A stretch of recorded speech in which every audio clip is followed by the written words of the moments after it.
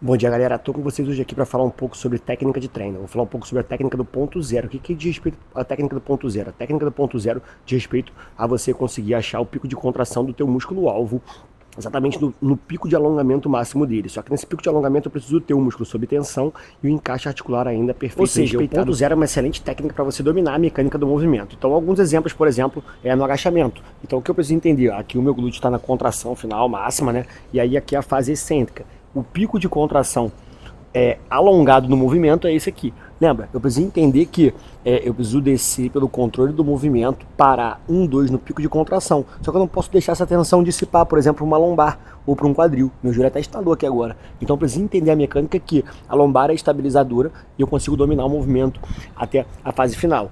Outro exemplo de ponto zero, no supino. Supino eu estou lá no pico peitoral ativo, eu desci no máximo de alongamento do peitoral, eu tenho ponto zero. E ali eu paro 1, 2 para poder continuar o movimento. Uma puxada alta.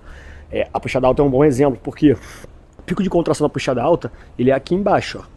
O ponto zero é no alongamento máximo. Porém, não é um alongamento relaxado, com o braço solto, por exemplo, pendurado numa barra. Eu tenho que ter o mínimo de depressão escapular para ter o dorsal ativo e uma leve tensão na articulação do cotovelo. Então lembra do encaixe articular? Então eu tenho um encaixe escapular perfeito para poder ter o ponto zero do alongamento máximo do dorsal, sem deixar relaxar o músculo, beleza? O músculo ativo. Ó. Então, ó, puxei alto, contraí, saí, ponto zero, músculo ativo. No stiff, por exemplo, a mesma coisa.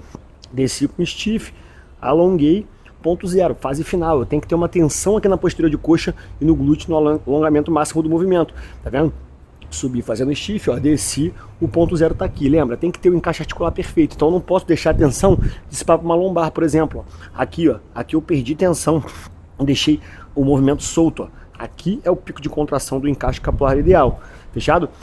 Basicamente eu tenho que entender isso. Eu tenho que achar a fase final do alongamento do movimento, ó, no bíceps, ó, com ele ativo ainda, e ali que é o ponto zero, beleza? Então essa é uma excelente técnica para você entender a mecânica do movimento, entender a amplitude do movimento, né? Você dominar a amplitude e o controle e atingir o músculo-alvo com mais eficácia, beleza?